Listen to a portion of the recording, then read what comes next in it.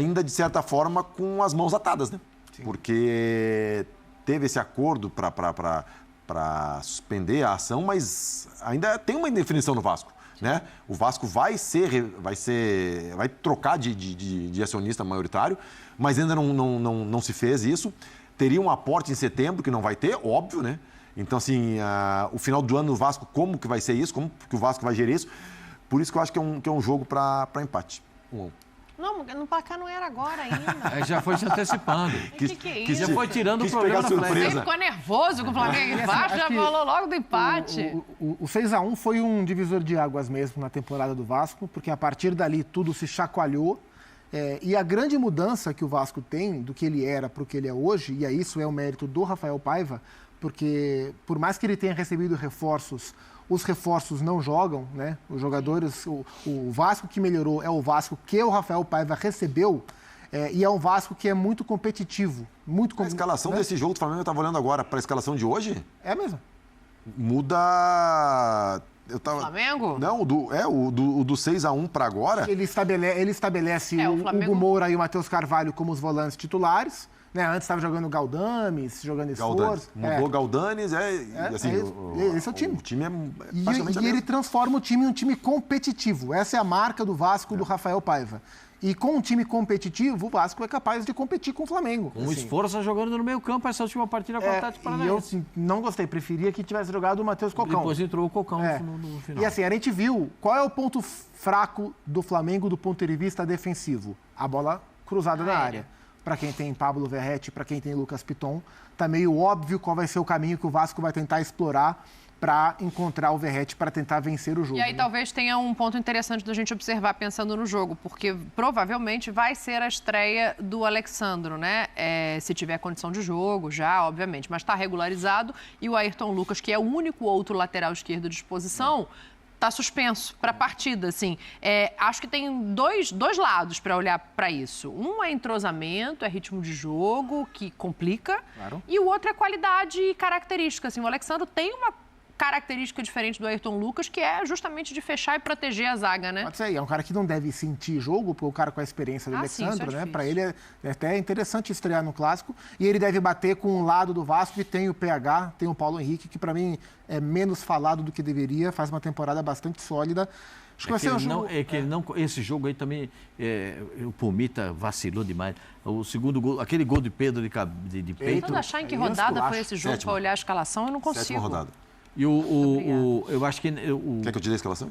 O lateral direito do Vasco... Jogou com 3 zagueiros. Ele gosta muito do apoio. Eu acho que ele tem uma situação muito interessante para apoiar, jogar. É o cara que tem muito apoio. Nesse jogo do Vasco aí, o time entrou com um propósito. O propósito do time do Vasco era fazer um gol e segurar o Flamengo. E o grande equívoco foi esse. Você não faz um gol e segura o Flamengo. Tanto que a prova veio depois, com o Pedro em campo ainda, 6-1 no placar. A vergonha foi grande. Você sabe que perder de 1-0 é uma vergonha. Sim, claro. Mas de 6 a vergonha é muito maior. Ainda mais num clássico como esse, com essa perder de 6 é muito maior. E é claro que quem ganha até pode esquecer, mas quem perde não esquece. Não esquece. Então isso fica travado na garganta do jogador. Claro que os caras vão pensar em dar a vida nesse jogo. Aliás, o Vasco tem dado a vida nos últimos jogos. O Vasco não perdeu nas últimas 5 rodadas do Brasileiro? Não, nos 3 últimos jogos, nos 3 contra o Atlético, é interessante, né? Nos 3 contra o Atlético Paranaense, mas é verdade, eles jogaram 3 vezes seguidas. Sim, né? Brasileiro e duas Copas do Brasil. O Vasco teve um empenho espetacular. Espetacular mesmo. É um time que luta muito. Mesmo perdendo para o Atlético Paranaense e depois buscando a vitória a classificação nos pênaltis, o Vasco foi muito, muito valente, gente. O Vasco foi valente, porque o segundo tempo do Atlético Paranaense era para emborcar o Vasco, mas aí o Léo Jardim pegou o impossível. Pegou o impossível. Agora, o que vai acontecer nesse jogo? Vai passar, na minha interpretação, não passa diretamente pela escalação do Vasco. O Vasco vai com o que ele tem. Porque o Vasco vai ter que botar o que ele tem de melhor. Até porque não joga no meio de semana, né? Verdade. Vai ter que botar o que tem de melhor. O Flamengo tem que dar uma repensada no time, uma repaginada no time, que jogou essa última partida contra o Bahia, para ver como encaminha. Mas eu acho que a questão é mais do meio para frente, não é? Porque, vamos lá, vamos pensar no Flamengo... Começa com o goleiro, vai mudar. Poupado. Vamos pensar no Já Flamengo dos poupados, vai. Já muda o goleiro. Vai ter o Rossi no gol, provavelmente. Na direita, Wesley ou Varela? O Varela voltou, descansou nesse jogo, deve jogar esse. Aí a dupla de zaga. Você tem opções ali para dupla de zaga. Você tem o Davi Luiz, se você precisar descansar algum dos zagueiros, o Fabrício ou o Léo. À esquerda, provavelmente o Alexandre, a menos que, enfim, o Tite não entenda que é a hora dele estrear ainda por algum motivo. Aí tem o menino da base, tem a opção do Léo Pereira improvisado ali, que aí eu já acho que modifica muito o sistema. Aí vamos para o meio-campo. Léo Ortiz e Pulgar, que descansou. O Eric Pulgar descansou. O Léo Ortiz vai jogar? De La Cruz volta? Pode. Eu acho que o De La Cruz, se voltar, ainda é para ganhar minutagem. Vai entrar no segundo tempo. O Arrascaeta, a questão é do meio para frente. O Arrascaeta não vai jogar. O Gerson você não tira porque ele não sai. Então deve ser Léo Ortiz, Eric Pulgar e Gerson. Tem o Alan. E aí você forma o trio de ataque. O Luiz Araújo, Carlinhos pode jogar, Bruno Henrique aberto pelo lado. Opções ele tem, né? O Plata pode estrear também. Não, é isso que eu tô falando, assim, porque o Pascoal coloca aqui, Flamengo vai ser. O Plata joga nas 3 da frente. Pode ser Plata, Araújo e BH na frente. Esse Flamengo que a gente tá montando aqui, né? Pensando nas opções, o enfrentamento muda? Pode ser o Carlinhos também com o Plata vindo do lado do campo para dentro. Carlinhos fez uma boa final, foi uma boa semifinal, né, de Campeonato Carioca. Foi. Nova Iguaçu e Vasco. Semifinal. Foi semi. De repente ele pode ser ele o central. A gente não falou no Gabigol, hein? Mas é porque por tudo que a gente já falou no começo aqui do programa, a gente não está colocando o Gabigol. Sem o Arrascaeta, é a posição mais provável de o Tite encaixá-lo, é justamente no desfalque do Arrascaeta. Tem o Lohan também, né? Mas assim, onde é mais provável o Arrascaeta brigar por uma vaga no time do Flamengo? Como centroavante? O Gabigol. Como centroavante ou quando abrir uma brecha por trás? Quando abrir uma brecha. A brecha talvez esteja aberta, não sei, né? Pode ser, vai que o Gabriel joga 90 minutos. Se o Carrijo pudesse jogar, era a vez do Carrijo. O Alcaraz. O Alcaraz. Eu falei Carrijo é do Corinthians. O Carrijo é do Corinthians. Sim. O Alcaraz. Sim. O Alcaraz, se pudesse jogar, o jogo dele. E a característica, tanto pro atacante, pro Plata, né? Quanto para ele. Ele jogou 45 minutos e foi expulso. Não, mas é que... eu vou dizer um negócio... não se ajuda. Não. O jogo nos acresce. Os caras não se ajudam. Ali, a gente falou da arbitragem, do lance da expulsão ou não do jogador do Atlético Mineiro, do Júnior Alonso. Eu achei que foi cartão amarelo. No dia quando o VAR chama o árbitro para ver a confusão, ele tinha que expulsar 5.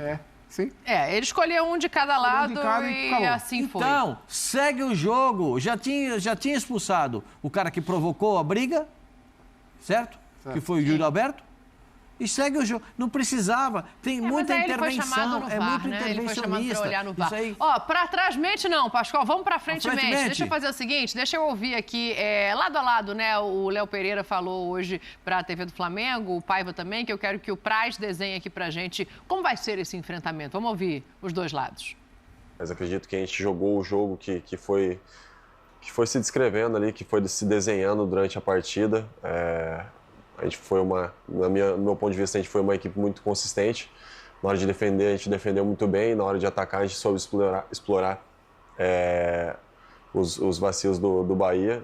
E a gente conseguiu essa classificação, uma classificação importante, que nos dá essa vaga aí na semifinal. E agora é focar no jogo de domingo. É claro que teve a comemoração assim depois, todo mundo estava bem feliz ali depois, comemorando. E a gente merece, quando a gente ganha, a gente tem que comemorar ali naquele momento, durante a noite, com os nossos familiares, com os nossos amigos. Mas no outro dia a gente já sabe que tem que se preparar, porque já tem... Mesmo, literalmente. Hoje já tem outra... Já tem que se preparar, porque domingo tem um clássico, e é um clássico importante, a gente sabe. O maior clássico do futebol brasileiro. A gente espera fazer uma grande atuação e conseguir esses 3 pontos, que vai ser muito importante para nossas ambições no brasileiro também, né? O nosso foco total na semana foi o Atlético Paranaense. Em nenhum momento a gente desviou o foco, porque a gente sabia da importância desse jogo e da dificuldade que ele ia ser. Então a gente ainda nem olhou para o Flamengo da forma que deveria, porque a gente não poderia ter olhado antes mesmo. A gente tinha que focar nesse jogo. Acho que agora a gente tem que curtir um pouquinho o momento, né? Desfrutar um pouquinho dessa vitória, dessa classificação, desse momento. E a partir de amanhã o foco tem que ser 100% no Flamengo. É um clássico gigante. A gente sabe que vai ser um jogo dificílimo para a gente. A gente precisa pontuar no Campeonato Brasileiro. A gente precisa manter o foco da onde a gente quer estar e chegar também. A gente sabe que a gente vai ter um grande jogo, um grande clássico. O que a gente promete é que a gente vai trabalhar muito, vai se doar muito, a gente vai buscar o nosso melhor para a gente buscar um grande jogo e, se possível, um bom resultado. Tá aí, ó, o Paiva mudou a cara desse Vasco, mudou a confiança desse Vasco, mudou o lugar da tabela desse Vasco. Como é que você imagina esse enfrentamento, do ponto de vista de campo mesmo, assim, o Flamengo tem a característica de ficar com a bola, de como o Vasco vai se posicionar nesse jogo? Essa entrevista foi logo depois do jogo do Atlético, né? Porque ele fala ali que vamos comemorar, vamos desfrutar, né? E nós estamos na sexta-feira. Não, ele estava comemorando na quarta, agora ele já parou de comemorar. Vira e aí é Flamengo, porque é um clássico, com tudo que a gente falou, né? O histórico que tem de rivalidade, o 6-1, foi o primeiro clássico do Pedrinho como presidente, certeza que o Pedrinho tem esse jogo agora como um jogo especial para ele, até como imagem, porque ele assume o Vasco e tem aquela derrota pesada, então ele quer, como vascaíno, como presidente, ele quer dar uma resposta. E o Paiva fala ali, nós temos que pontuar. Então, você chegou jogador num jogo como esse, ele entra pensando mais no que passou, no 6-1, ou numa possibilidade de um novo enfrentamento da Copa do Brasil? Porque pode ser que seja um confronto de final de Copa do Brasil, se os dois passarem. Ah, não. Acho que o primeiro que vem na cabeça é o 6-1. Especialmente o time do Vasco. Porque é muito forte. Se fosse 2-1, 3-1, mas 6-1, Dani, é muito forte. Num clássico contra o Flamengo é muito forte. Pensa nisso. Mas ele falou ali, nós temos que pontuar, porque não sei o que, tem que continuar o bom momento. Eu acho que ele vai no mesmo pensamento que eu. Eu acho que um empate, pelas circunstâncias, pelo Vasco ter jogado, no meio de semana, um jogo desgastante, e pelo momento dos dois clubes, né? Eu acho que um empate para o Vasco é bom, até pela colocação na tabela também.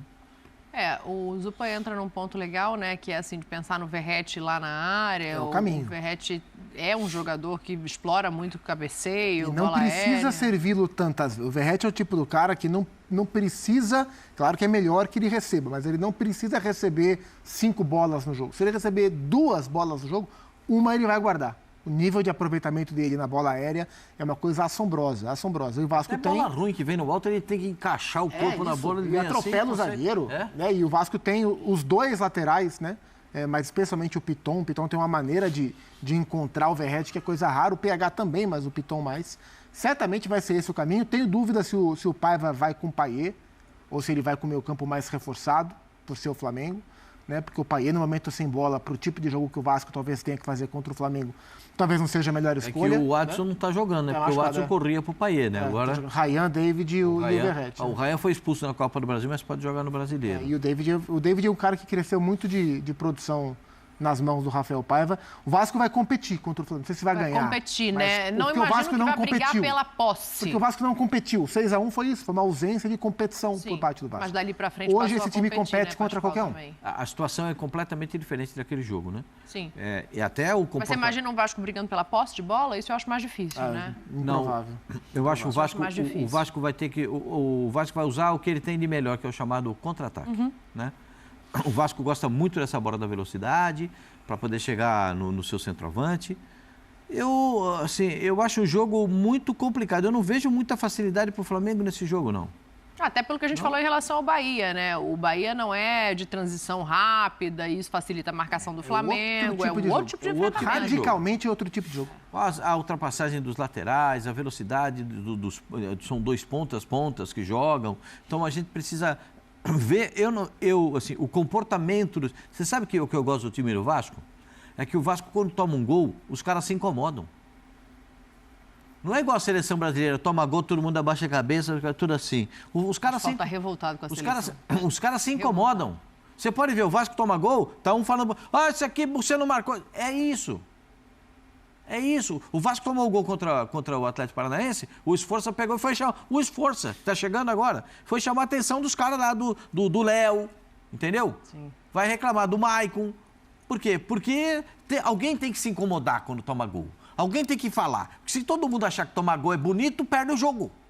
Que foi o que aconteceu no 6-1. Tomou de 6. Então tem que se incomodar com isso, tem que se incomodar com o jogo. O jogador que chega acomodado para fazer um jogo dessa importância, melhor nem jogar.